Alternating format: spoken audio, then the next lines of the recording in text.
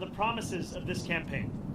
We will form an administration that is in equal parts capable and compassionate, driven by integrity, and willing to work just as hard as the millions of New Yorkers who call this city home. And central to that effort is a transition team that is defined by the excellence New Yorkers will soon come to expect from government. Our team will be directed by Ilana Leopold, whose roots in this city extend back to her grandmother running the trams on Roosevelt Island. She has extensive experience in city government and has been a key part of our campaign to become the next mayor of this city. And it will be led by our formidable co-chairs, former Federal Trade Commissioner Chair Lena Khan, former First Deputy Mayor Maria Torres Springer, United Way President and CEO Grace Bonilla, and former Deputy Mayor for Health and Human Services Melanie Hartzog. Over the coming days, we'll start announcing the leaders who will implement our agenda. People like deputy mayors, who oversee entire areas of government, and the commissioners, who carry out the critical work of city agencies. Some of these people will have familiar names, others will not. What will unite them will be a commitment to solving old problems with new solutions. We will cast a wide net. We will speak to the organizers on the front lines of the fight to improve our city, government veterans with proven track records, policy experts from around the country and the world, and working people who know better than anyone what their neighborhoods need. Throughout this campaign, I have worked hard to be accessible and transparent with New Yorkers.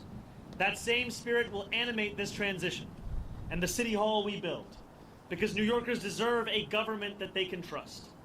And on January 1st, when our city celebrates the inauguration of a new administration, let us also celebrate a new era for our city, one that we all feel invested in and whose success we all work to achieve. Now, it is my pleasure to invite Ilana Leopold to deliver a few words. Thank you. Thank you. Good morning. My name is Ilana Leopold, and I'm very honored to serve as the Executive Director of Mayor-Elect Mamdani's leadership team. I want to thank Zohran for his faith in me, both on the campaign trail and in this next exciting chapter of this movement. As a third-generation New Yorker raised in Mitchell-Lama housing and educated at CUNY, I bring to this work a deep appreciation for the city's promise and a commitment to expanding it for others. I love this city deeply, and I'm so grateful for the opportunity to help shape its future. I'm also expecting a child soon, and so I want the future that she inherits to be one of possibility and opportunity, and I want my new family, like so many others, to be able to rely on the universal child care that Zohran campaigned on. I know from firsthand experience that no one will fight harder for New Yorkers than Zohran. He has the vision and ambition necessary to drive down the cost of living so that families like mine can afford to live in the city we've built. I cannot wait to help our next mayor build a government for and by all New Yorkers. Thank you.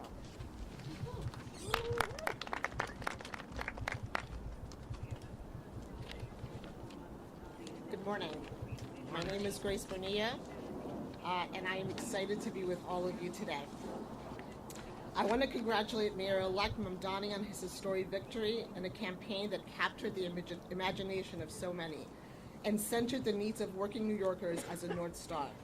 I'm honored to be part of a transition team and eager to work with you to build an administration that will work tirelessly to ensure working New Yorkers can finally afford to live and raise their families in the city that they love. As a native of Queens and a daughter of Ecuadorian immigrants who has dedicated my career to fighting for vulnerable New Yorkers, this appointment means a lot to me, particularly at a time when our immigrant communities and the people I serve are under attack. As we stand here today, 1.8 million New York City residents are without benefits to feed themselves and their families because of the inactions from the federal government. I am confident that Mayor-Elect will always stand by New Yorkers and fight against any federal encroachment and that target the programs our neighbors need to survive. I look forward to helping him to build working to build an effective government that keeps every New Yorker safe, healthy, housed, and builds on the promise of our city and the brilliance of our people. Ahora en español. Ante todo, quiero felicitar al alcalde electo Mamdani por su victoria histórica y por una campaña que cautivó a tantos y que le dio prioridad a las necesidades de los neoyorquinos luchando por sobrevivir en esta ciudad. Estoy muy orgullosa de formar parte de su equipo de transición y estoy lista para trabajar con usted para construir una administración que se esfuerza incansablemente para garantizar que todos los neoyorquinos puedan finalmente vivir y criar a sus familias en esta ciudad que tanto amamos. En este preciso momento, 1.8 millones de residentes de la ciudad de Nueva York carecen de beneficios para alimentar a sus familias y a sí mismos, debido a la inacción del gobierno federal. Confío que en el alcalde electo siempre defenderá a los neoyorquinos y luchará contra cualquier acción federal que afecte negativamente a los programas que nuestros vecinos necesitan para sobrevivir. Espero poder ayudar a construir un gobierno eficaz que garantice la seguridad, la salud y la vivienda de todos los neoyorquinos y que aproveche el potencial de nuestra ciudad y el talento de nuestra gente. Muchas gracias.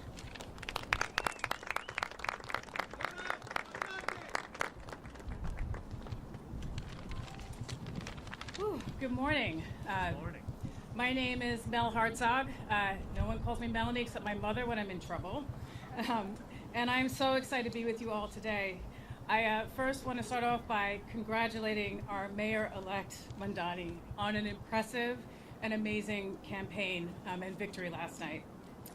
In my day job, I lead the New York Foundling, one of the city's largest and oldest social service organizations. I previously served across 2 administrations as the Deputy Mayor for Health and Human Services, Director of the Office of Management and Budget, Deputy Commissioner for the Administration for Children's Services, among other roles. There's one thing I've been reminded of in this work, time and time again. It all comes down to economics. Paying your rent, putting food on the table, taking care of your kids. That's what New Yorkers care deep down about, and that's what the Mayor-elect has so successfully tapped into. It's my honor to join the Mayor-elect and this incredible group of women who epitomize public service to make sure that we bring the very best, brightest, and most principled people to deliver for our fellow New Yorkers on this moment of promise. Thank you so much. Good morning, everybody. It's great to see you all. I want to start off by just congratulating our Mayor-elect Mamdani on an incredible victory and a just remarkable campaign this last year.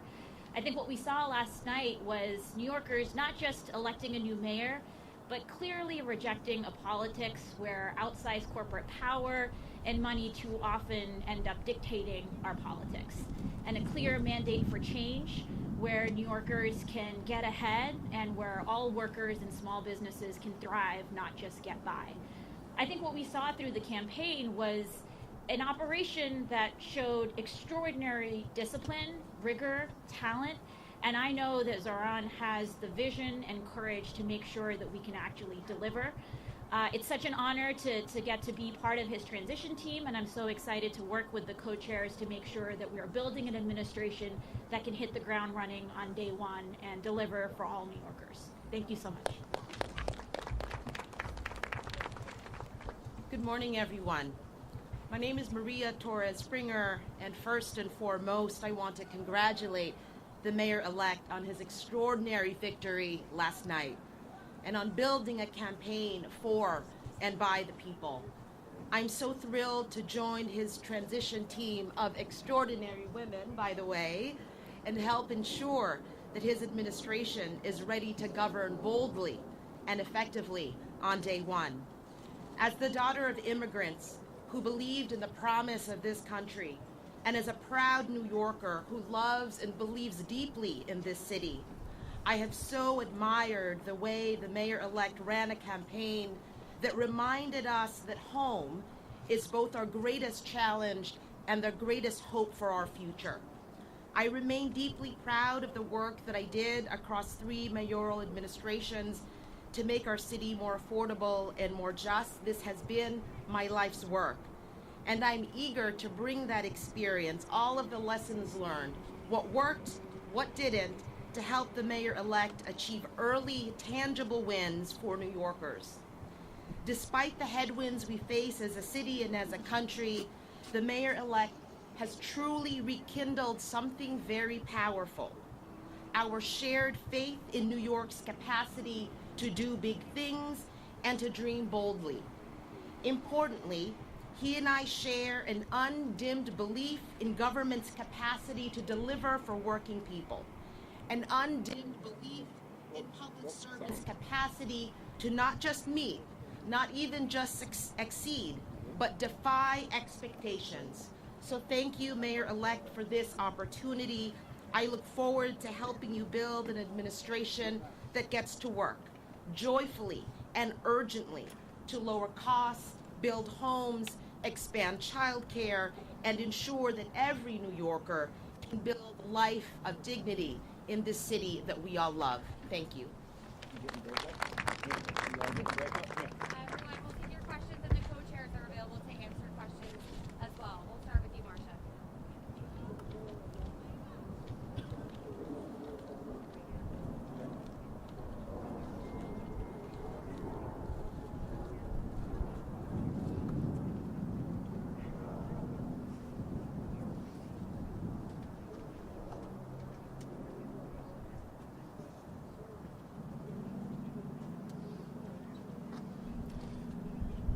I look forward to being the mayor for every person that calls this city home. That includes the Jewish New Yorkers that voted for our campaign and those that didn't.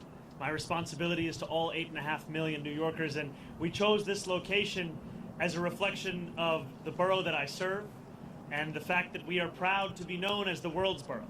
And for far too long, that embrace of so much of what makes New York City special, so much of what makes it the place that we are proud to call it our home, it has been missing in our leaders in this city. And I am excited to be the first immigrant to lead. Get off the cable, guys. Get off the cable. And excited more, frankly, to deliver on an agenda of affordability alongside these incredible co-chairs for New Yorkers across the 5 boroughs. Right here, sorry, we're going to go to Josie right here. Hey, how are you?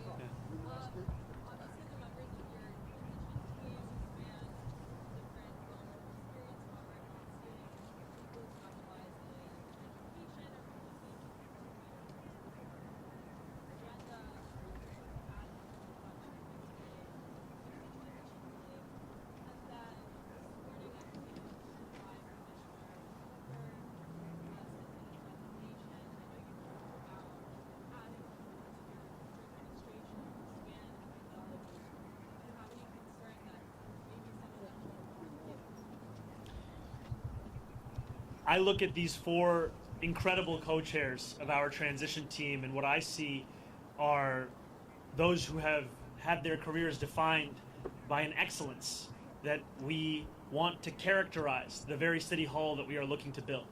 These will be the leaders of our transition, and also this transition will expand and extend beyond any one specific set of issue areas. So the topics of education and public safety continue to be of immense importance. We continue to prepare for the delivery on those very issues alongside the others that concern New Yorkers, and that will be the work of the next 57 days. And just to your second question, I am willing to consider anyone to work in my city hall so long as they are committed to working for my administration and to delivering on an agenda to lower costs for New Yorkers in the most expensive city of the United States. All right, we'll go to Sam over here.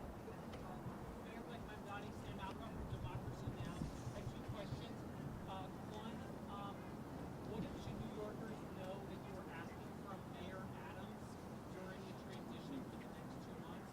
And second, you were not going to be the mayor for the next 2 months, but for months now, ICE agents have been abducting immigrants at 36 Federal Plaza. What is your message to the ICE agents abducting immigrants? My message to ICE agents and to everyone across this city is that everyone will be held to the same standard of the law. If you violate the law, you must be held accountable. And there is sadly a sense that is growing across this country that certain people are allowed to violate that law, whether they be the president or whether they be the agents themselves. And what New Yorkers are looking for is an era of consistency, an era of clarity, an era of conviction. And that is what we will deliver to them. And I am looking forward to having conversations with Mayor Adams and his administration about the work of the transition to ensure that the handover is a seamless one and that it is one that benefits the shared work we all have to deliver for the people who call the city home. Thank you, Andrew. Congratulations on your victory. Thank you. One is, Everybody's asking too. how quickly do you think you can clarify for everyone that you not only intend to keep Jessica Tisch, but that she actually will stay as police commissioner? When will you be able to close the loop? And my second question is, before speaking last night, were you waiting for a concession phone call from Andrew Cuomo, and are you disappointed that you didn't get one? I've made my intention clear to retain Commissioner Tisch, and I look forward to having conversations with her on that very subject. Last night, I spent time with my wife, with close members of my team, as we watched the results come in. I spoke briefly with Curtis Sliwa, and then I headed to address the thousands of New Yorkers that were there, waiting to hear of what this new era of government will look like. And that is always my focus. Not on the candidates of this past election, but rather on the people that are so often left behind by our politics, and I look forward to serving. And Morgan, go ahead. Doing well. How are you, Morgan?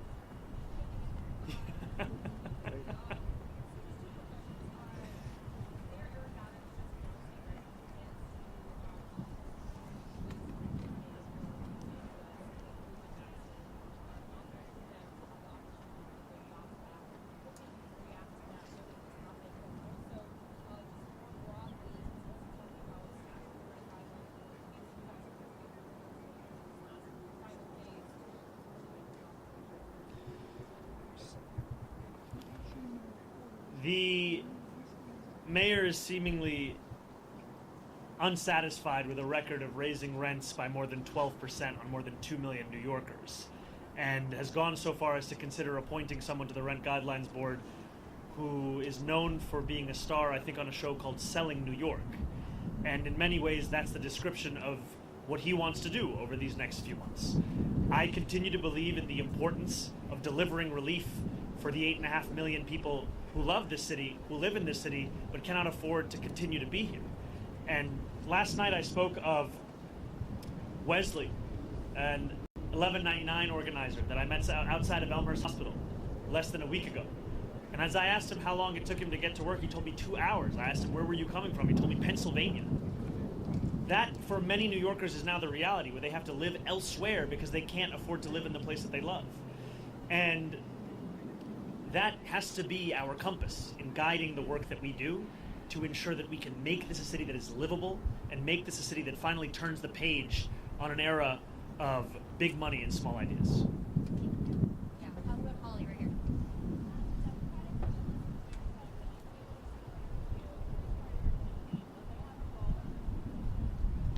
I am looking forward to having every member of my coalition being a part of our transition. The transition will be guided by the work that we need to do, and the coalition that brought me to this point has done an immense amount of work and has also been leading in the fight for dignity for working class New Yorkers.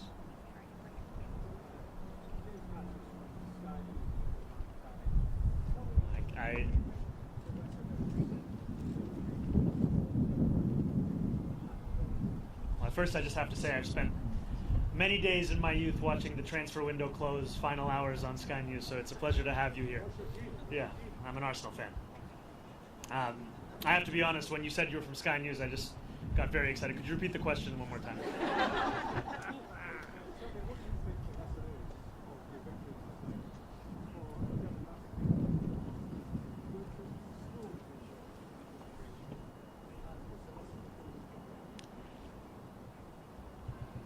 I think the lesson for the president is that it's not enough to diagnose the crisis in working class Americans' lives. You have to deliver on addressing that crisis. This is a president who ran a campaign on the promise of cheaper groceries, and now, as was said by one of our co-chairs, has gone so far as to cut SNAP benefits for close to 2 million New Yorkers. Someone who is literally making it harder to afford those same groceries whose price he was decrying not that long ago. And what scares Republicans across the country is the fact that we will actually deliver on this agenda. And the contrast is something that they cannot bear to witness. And I try to keep my focus similar to that cover on the New Yorker where the world ends in New Jersey. and thinking about what this means for our city instead of for our nation.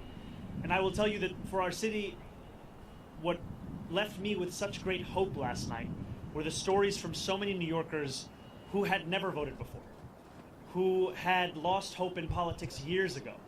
And to stand here before you, having received over 1 million votes in an election that saw turnout the likes of which we haven't seen since 1969, it shows that politics, once again, is offering more than just a settling for the crumbs that are not able to meet the needs of so many families across the city. We are finally offering a vision that can meet the scale of the crisis in working class New Yorkers' lives. Thank you. Thank you very much. Please.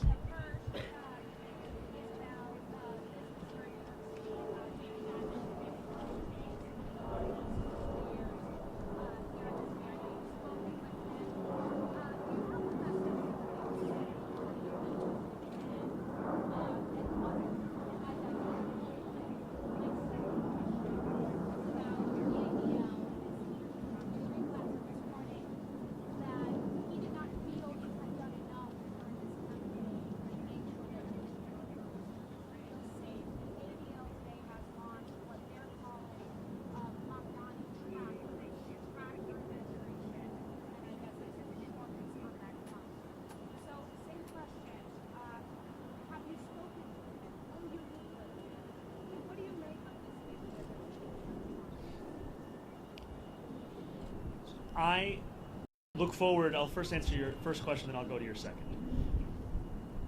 I look forward to meeting with Jamie Dimon and meeting with anyone who is concerned about the future of our city and is invested in the vitality of that same city. And these are not very different from the conversations I had over the course of this campaign with many business leaders who, while we may have disagreements on fiscal policy, we also found many areas of agreement as to what the city actually needed. And I think it is critically important that we start to embody a style of leadership that does not demand agreement across every single issue in order to even have a conversation. We need to be able to deliver for New Yorkers, and that means to meet New Yorkers, even those with whom we have any disagreements. So I look forward to having those kinds of meetings, be it with Jamie Dimon or be it with other business leaders, and continuing to show that our affordability agenda is an agenda that would also benefit businesses across the city. Because what I've heard from many of those same business leaders is that the inability for city government and state government to provide universal child care has led to businesses sometimes having to provide stipends to their own employees given the expense of that child care. Makes sense because child care in this city costs an average of $22,500 a year, which is a burden that many families cannot bear.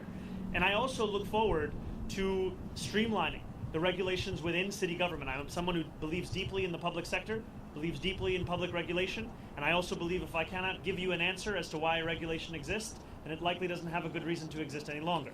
And that extends to when a restaurant owner told me of the $25 a year he has to pay the city for the right to sell a frozen dessert. And it also extends to the way in which we fine and fee small businesses across the city, which is why we've committed to cutting that in half. And I have not spoken to Jonathan Greenblatt. I take the issue of anti-Semitism incredibly seriously. And last night in my speech, I spoke about how my city hall will stand steadfast with Jewish New Yorkers in fighting the scourge of anti-Semitism across the city and making that clear in the actions that we deliver on from January 1st. And I look forward to working with Jewish leaders across this city, whether they be elected officials, whether they be rabbis, whether they be community leaders, to deliver on the promise of not just protecting Jewish New Yorkers, but celebrating and cherishing them in this same city. Yeah, go ahead, Henry.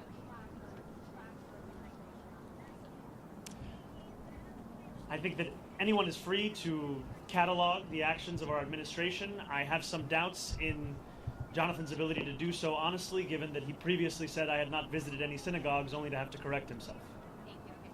Hi, Mayor-Elect. Obviously, I have two questions as well. Yes, I yes. Yes. It's a 2-for-1 day. Oh, yeah, a little Yeah. more interesting. So, on President Trump and on delivering real, tangible results, as you alluded to last night with your new era, as Maria Torres Springer just said, how do you balance, or have you given thought to balancing combating President Trump and not getting lost in that fight where you are not delivering those campaign promises? And second, I'm just curious, in the quiet hours of last night, you got off stage, you went home, maybe you were sitting by yourself, maybe it was just you and your wife. I'm wondering what those sort of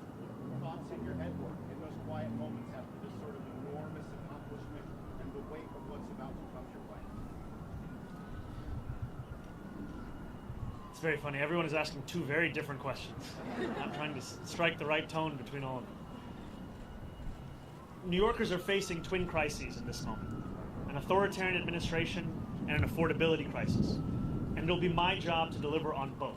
It'll be my job to stand up for the city and also to ensure that we do not look at Washington, D.C. as if it is the reason for all of the problems right here in New York City. Many of the issues we are speaking about, they predate President Trump. They are issues that for too long we have turned a blind eye to, or we have sought to rationalize or normalize. And what I'm so excited by in looking at these incredible women who will be leading our transition is a track record of being able to handle multiple crises at the same time. Crises which so often for others might be the only focus. For so many of the people on this stage, they were one of many. And these are the crises of cost, these are the crises of conviction, these are the crises that have come to describe much of our politics. And I find immense confidence in the fact that we are already building a team that has shown its ability to deliver and that will continue to show that over the next 57 days and beyond. I cannot tell you that I had many quiet moments between last night and this morning, but some things that I have been left with, whether it was in sitting with my wife or with close members of my team without whom none of this would have been possible, is the sense of hope that New Yorkers have.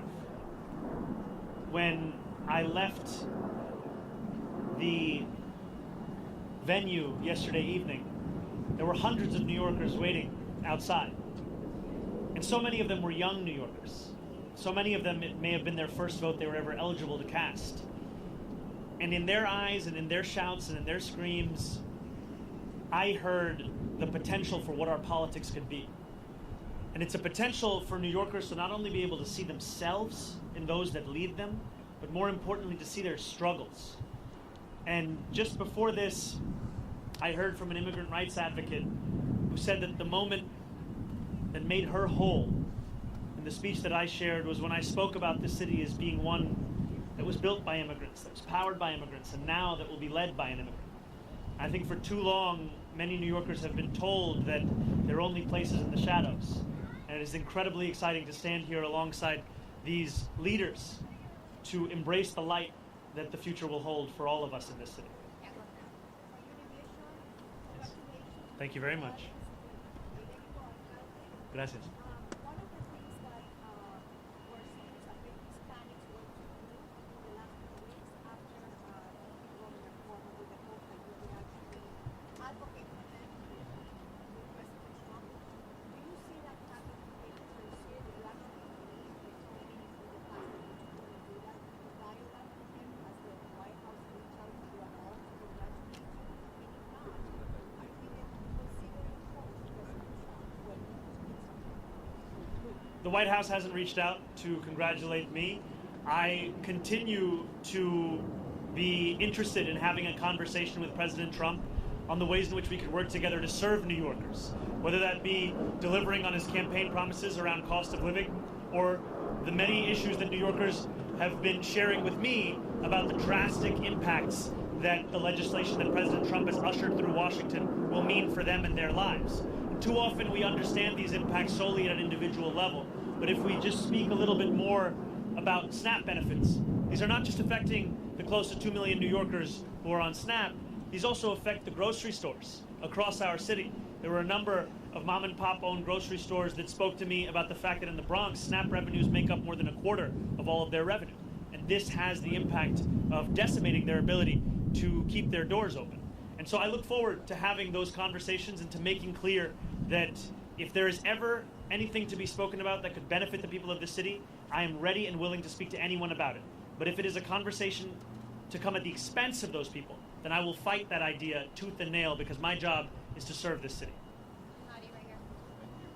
Mayor-Elect, you have showcased, I believe it's speech directly to Trump, kind of sort of encouraging that guy. And my first question is, are you concerned that doing so kind of incite even more of his focus and anger on the city? As a quick follow-up, you talked about Trump-proofing the city. Could you describe what that would look like in the role you see deputy mayors, members of your administration?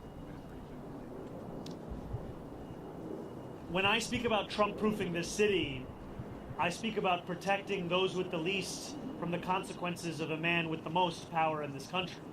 It is in part a reference to the need to ensure that any fight for additional revenue is one that also looks to try and protect those same New Yorkers from these kinds of cuts to the greatest extent that we can. And it's also a commitment to ensure that so many of the storied parts of city government return back to the moments where they were on the front lines of fighting for dignity and civil rights, and I think specifically of our city's law department. This is a law department that, when you think of the seminal civil rights cases of this country, they were there. And yet today it has 200 fewer lawyers than it did before COVID. This is an example of a lack of interest from an administration in ensuring that we are investing in the tools that have been proven to protect those same New Yorkers. And I will not mince my words when it comes to President Trump. I will continue to describe his actions as they are, and I will also always do so while leaving a door open to have that conversation, because it cannot be understood as if it is an argument between two individuals. I am looking to lead this entire city, and everything that I do must be to the benefit of this city, and I look forward to delivering for that same city. Yeah, hi. Hey, how's it going on, Chris? After your win last night, a lot of critics went to our comment section and social media news saying, talk to the Mamdanis in order for 6 months, see how they've been, talk to them for years, see how bad it's going to get. Do you have any comments on how those folks are reacting and how you think? Well, first I'd say we've come a long way since that conversation in Astoria Park, and it's lovely to see you here. You know, I think there were many who said similar things when we launched our campaign on October 23rd. Talk to the campaign in 6 months, talk to the campaign in a year, see where they are. And what we've shown is that the hunger, the dedication, the commitment to excellence and delivering in the ways in which we have been told are impossible, this is what will typify our efforts. It has thus far. This is what will describe them moving forward. And the passion, as Maria had said, of an undimmed potential for government to meet the needs of working people across this city, that is something that we fully intend to deliver on. These were not words that were shared as a means by which to inspire people for the purpose of an election. These were commitments that were made that we intend to deliver on to ensure that New Yorkers can live in the city they call home. Congratulations, Mr. Mayor-Elect. How do you respond? I'm sorry, could you come a little closer or speak a little louder? How do you respond to the reports that hundreds of thousands of New Yorkers could leave the city now that you've been elected? And secondly, I'm just curious, when you got the news and called the race for you last night, how did you celebrate? What did you do? What was the first thing you ate? How did you celebrate at home? I think the first thing I did was drink some water, and it took a moment for it to settle in. And when it did, oftentimes this job is described with the language of burden, responsibility, pressure. And those things are true, but what is lost is opportunity. And that is really what I felt in that moment when this race was called, the opportunity we have to deliver for people who have come to expect so little from the politics of their city. And that is an opportunity that is at the heart of what motivates me each and every day. And I look forward to fulfilling the trust that was put in me by the more than 1 million New Yorkers who voted for our campaign, and also by New Yorkers who've had concerns or skepticism. I don't begrudge them, because they were subject to tens of millions of dollars in attack ads that told them the thing that should keep them up at night was me, when in fact what I've heard from New Yorkers, that the thing that keeps them up at night is the cost of rent, of groceries, of childcare. And so I look forward to earning their trust as well, because my vision of success is not that those who are skeptical leave this city, it's that those who are skeptical stay here in this city, and that we build a city that has room for even more to join us. Because this is a city that has to grow, this is a city that has to thrive, and the way that we will do so is by bringing an excellence back into City Hall, where it becomes the expectation, not the exception. Oh, incredible. Talk about the fact that you want to just meet expectations, you want to exceed them. What do you folks think that might happen tonight? Your first step in office being day one. My first day in City Hall will look like my last day. It will be focused on the cost of living crisis. It will be focused on delivering for the New Yorkers who have been priced out of this city. 1 in 4 New Yorkers currently living in poverty across the 5 boroughs. And what excites me so much about being on the stage alongside these incredible leaders is that this is not a job that can be done alone. This is not a job that can be done by one person with one vision. It is a job that must be done by a team that is united in purpose in fulfilling the agenda that we ran on, an agenda of affordability. And for too long, we have heard from politicians who have told us what they can't do, when in reality what they mean to say is what they won't do. And I'm excited to prove that making people's lives better is not simply an ideal, it is something that we can fulfill in the day-to-day work of our administration. Thank you very much, Ethan. Governor Cuomo has had a good working relationship with Trump. He's been very notoriously hot against him sometimes.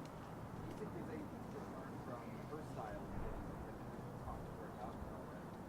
I think the governor has set a very good example for what it can look like to both keep a door open to speak with anyone about anything that could serve the interests of the people of this state, while also refusing to sacrifice those same people for the purpose of maintaining a relationship. And that is exactly the approach that I will take, is when President Trump wants to do something that will benefit this city, I will be there to say as much. But if he is looking to persecute or prosecute or punish the people of this city by virtue of who they are or where they live or where they came from, then I will fight him on that. I think too often we have had a style of leadership that seeks to put oneself before the people that you're looking to serve, and my city hall will do the opposite. Yeah, Oh, thank you.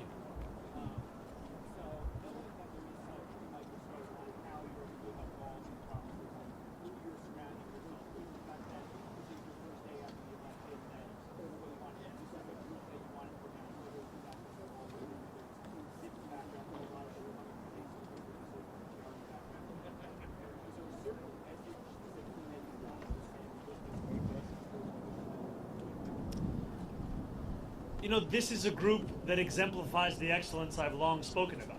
It is an excellence that New Yorkers have seen across multiple mayoral administrations. It is an excellence that they have seen at the federal level, and it's an excellence that has been displayed amidst a conviction of what government can and should and must do for New Yorkers. And I'm excited by the prospect of them leading this transition to deliver for those same New Yorkers. And I also am clear with the more than 100,000 volunteers who brought me to this point, with the more than 1 million New Yorkers who voted for our campaign, that the work does not end with an election. In fact, it continues until we deliver this agenda. And that delivery will be something that we do over weeks and months and years. And it will be something that we will take immensely seriously, because it is a delivery that will fulfill the hope that so many have put in us.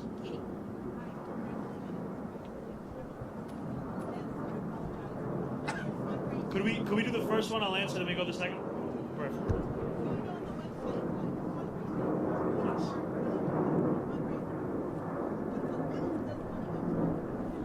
Well, thank you for the question. It's transition2025.com. And, you know, there were a few months ago where I told supporters across the city to stop donating. And today I am asking them to start once again. And I am asking them to do so because of the fact that a transition that can meet the moment of preparing for January 1st is one that will require staff, it will require research, it will require infrastructure. And those are things that we will have to provide. And I'm excited for the fact that it will be funded by the very people who brought us to this point, the working people who have been left behind by the politics of the city.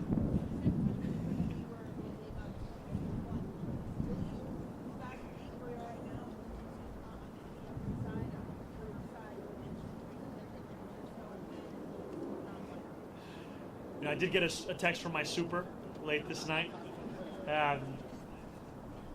Look, I have been told time and time again, and I've embraced it, to not measure the drapes. And here I am the day after being asked to use a ruler. And I will tell you that my focus right now is on the transition team. I will speak with my wife. I will think about this further, but when I have something to share, it will be done so publicly. Andrew Cuomo did it. Okay. Two questions again. The first one, has the mayor or anyone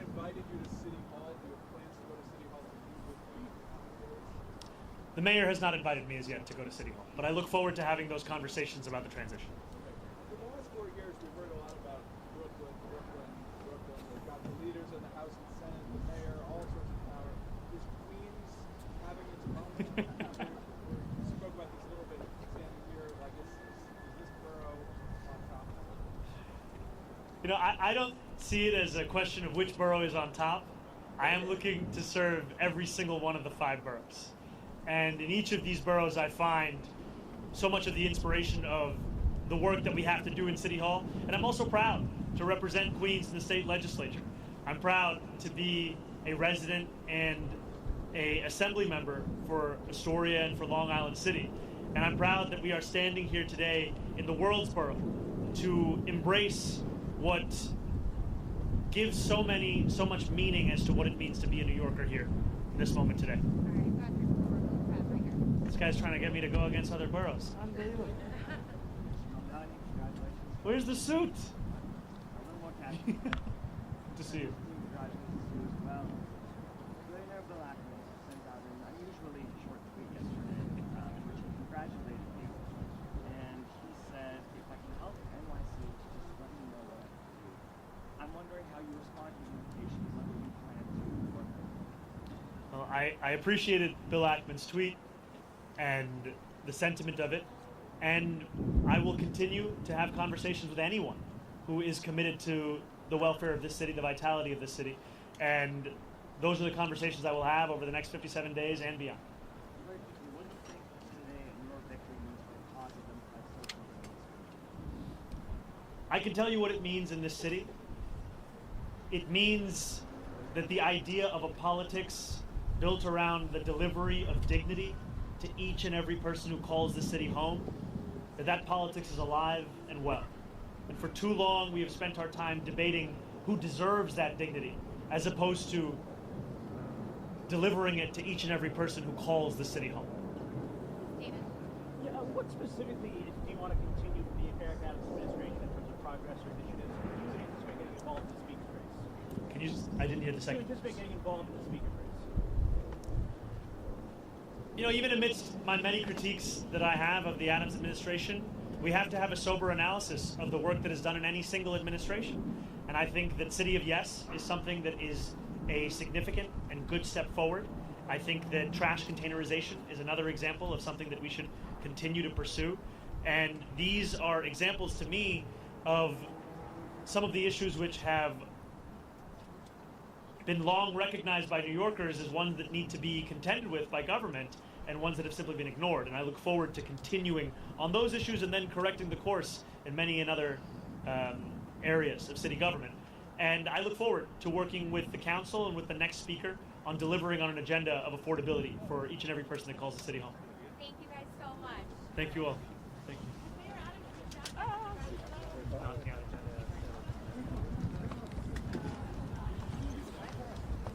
Quickly.